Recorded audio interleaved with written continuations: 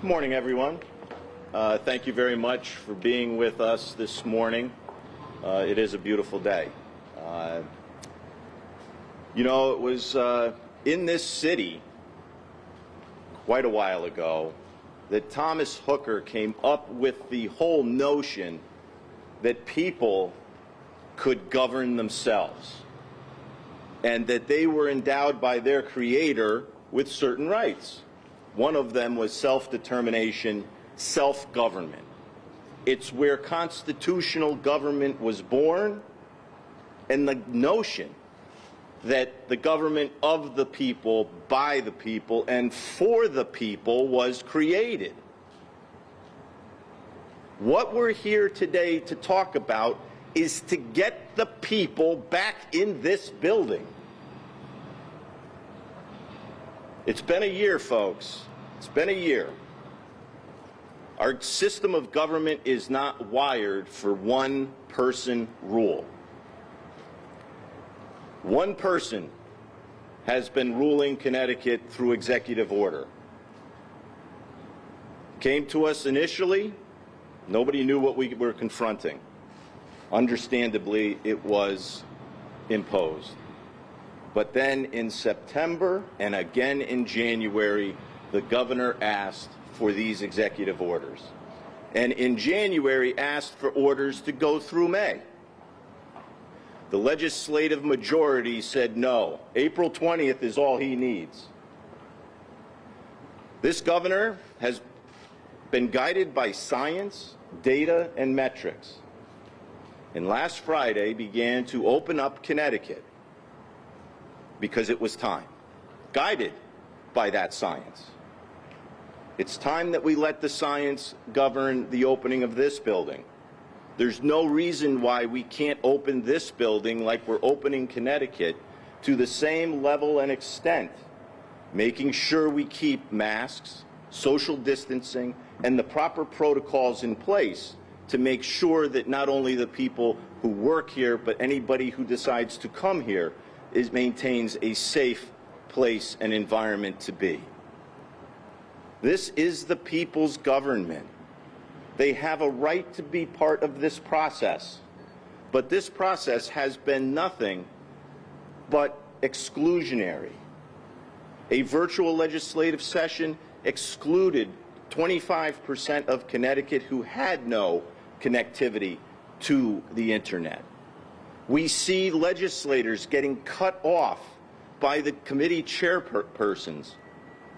They are elected voices of the people of Connecticut, be they Republican, Democrat, independent, or unaffiliated. All those voices have a right to be at the table. We see public hearings where as many as 80% of the people who have signed up to participate have been excluded, have been suppressed from the process. It's time we bring Connecticut's people to the table. We have three separate but equal branches of government. You have the judiciary, you have the governor, they're operating. The ones who aren't is the people's voice, the legislature. We need to get back into business. When the majority wants to act, like we're going to do later today with House Bill 6555 to take control of federal money coming to Washington through the COVID pandemic, they have the will to get involved and to take control. When they want to act quickly, like they did in giving a $300 million tax credit to individuals on average earning over $400,000, they were able to insert and do that. Why can't they do that for people of Connecticut to get their voice back in the building and to codify many of these executive orders by April 20th? They've known this day was going to come since January when the executive orders were extended. They asked for that date. That is when the homework assignment is due. But yet they're like the student who comes to class and says, hey, I don't have my homework today. Teacher, can you give me an extension? I think it's time that the legislature rightfully and constitutionally gets its voice back. And that's why we brought you here today, to let you know where we stand, that we believe in this city, the cradle of constitutional government, that it's time to bring the people's voice back. Questions? So what do you anticipate for a public hearing that would operate under what you just suggested? Well, I mean, once again, we should have been doing this all along. We would have to come up with a process in order to do that. But I think it's a process that's necessary, but a process that needs to start with a conversation and a dialogue. It's clear that the governor and the legislative majority had that conversation last week. Here we are Tuesday of this week. I was promised a meeting with the governor, and I haven't heard anything yet. But if you had 1,000 people showing up because of the vaccine bill, what would you do? Would you be keeping people outside? Would you be allowing them in groups? I mean, if you're calling on this today, I assume you thought about it. Yes, you would follow the same protocols that we would do with any type of hearing.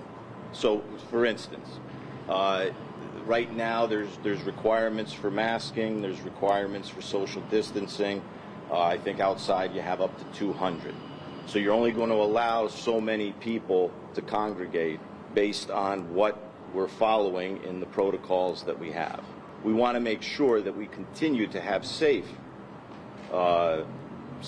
place and environments for everybody to participate. That would be in lieu of doing things by Zoom, or would it be hybrid? I think you would look at a hybrid. I just want to make sure who's done. I can't tell with masks on. Senator, one of the executive orders that will expire on April 20th if the legislature doesn't do anything, and if the governor's power isn't extended, is one that allows pharmacists to administer the COVID-19 vaccine. So are there executive orders that you would like to see extended? Are you just saying that you want the legislature to do it versus the governor? Well, this is something that should have been done all along. Okay. Now, here we are 30 days away. There are things, like you say, telehealth I think is universally accepted. You have the vaccines, the implementation of the vaccine. These are scope of practice issues. You know, like you have the mandate or the requirement that insurance companies cover the vaccines. There's caps and the copays and deductibles. This is a scope of practice issue. These are issues that have been historically in the 10 years I've been in insurance that we've dealt with routinely on a session-by-session basis. There's no reason why we couldn't codify that practice in a state law before April 20th. It can be done. I'm asking the majority, why aren't we doing it? Why haven't we done it, and why aren't we doing it? And why does there always have to be an extension of the governor's authority? Why don't we look at what's good, codify it? What needs modification, modify. What isn't applicable, we can leave behind. But let's start that process so that by April 20th, we're ready to move forward as a state. Have they given you a good answer as to why they're looking at extending the executive powers again? We haven't been in the room. No. Why? Well, why do you think you haven't been in the room? Ask them. Well, I've got you in front of me, and you're clearly, I don't think, pleased with the fact that you have not yet met with the governor, either individually as Republican leaders or a bipartisan leadership, or even have a meeting scheduled with you guys before they meet with the Democrats, since after all, they are Democrats, so there's nothing really wrong with a Democratic governor and Democratic leaders meeting, right? Correct. But when they're talking about having a process to look at this, and this isn't just, I think this transcends Republicans and Democrats. This is really about reestablishing constitutional and small d, democratic government back into Connecticut. And that's a conversation that all leaders should be involved in, and there should be a desire to get back to that sooner rather than later. is how does this bode going forward in terms of bipartisan cooperation? I mean, clearly you and your House counterpart have been, as you pointed out, saying we should be talking about this since January and even before then. And here we are, you know, coming up against an April 20th deadline, and you know, a couple weeks ago we had the governor saying that he wanted you guys to vote on mask mandates. So, how does this bode going forward? I think we'll take it one issue at a time. I mean, I would like to have the conversation, but I think we need to get the people into the building. When I say the people, I'm talking about their voice. Their voice needs to be there. Well, I guess I'm asking you, they want to have a conversation with you and from your perspective. They haven't yet. They haven't yet. Out of the 91 executive orders, does your caucus have a list that says these 40 should be extended, these 40 should be allowed to expire, et cetera, et cetera, et cetera? I'm trying to figure out where we go from here. Well, I think what we need to do to begin is to have that conversation, but to have a conversation that's focused on a deadline of April 20th. I think that's what we need to do. But in other words, you may be, whatever time frame, you're going to be voting on the extension, right? I guess what I'm asking you is, are you going to offer an amendment that says, let's not extend this beyond April 20th, right? Cut off date April 20th, and therefore, these 40 that are listed here in the amendment, let's just codify those into law and go from there. Are you going to do that? I don't, you know, I understand there's session on Thursday to look at some bill that has not yet surfaced as to extending the governor's orders. That's all we know. We haven't had a conversation. We don't have language before us. We don't have a Senate session scheduled. So I think it's premature at this point to get into what we would or wouldn't do. Senator, can you discuss or clarify, we don't know what this bill looks like, but there are two things at play, the executive orders and extending them, but also extending an emergency declaration. How are you on the emergency declaration? We'll look at them together at the same time and look at what that issue at that, you know, we'll look at both the executive orders and the emergency declaration when they come before us. They say that that will affect FEMA money. Is that your belief? It's uncertain.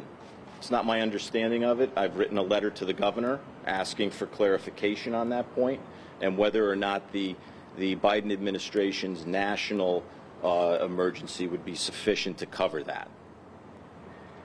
What is your response to those who say Lamont has gotten Connecticut to a better point than other states are currently at right now with some of these executive orders? I think the experience in the nursing homes, the residents and families would have a different perspective, and I think the Mathematica report bears that out. On Thursday, I'm a little confused. It sounded like you were talking about a legislative session, and then maybe it sounds like maybe a call. What's happening Thursday? As I understand it, there's a call for session for the House. Oh, okay.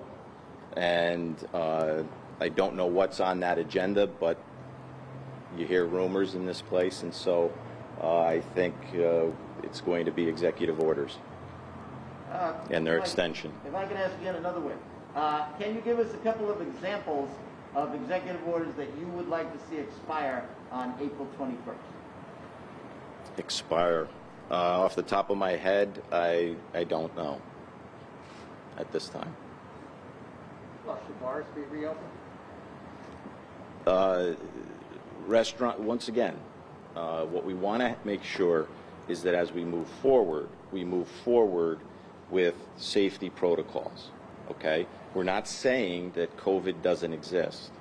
We want to continue to be following science and data and make sure that people remain safe, okay? But I think in this process, and what the Superior Court Judge Mookwasher said, is that our Constitution is a call to action, and that the people need to be part of that action. So the executive orders in and of themselves need to be codified. We need to go through that process. And that's what we're asking to be part of that process. And that process needs to start now so that we can finish it by April 20th. Okay, but do you anticipate getting down to that kind of granular detail about having the General Assembly of Connecticut decree when bars in Connecticut can reopen? I think that's an open question. Senator, would either of you like to comment on the planning and development back and forth over the discriminatory language that State Rep. Winkler mentioned yesterday against Asian Americans? I prefer at this time not to. I'd rather have some conversations with leaders and the members involved.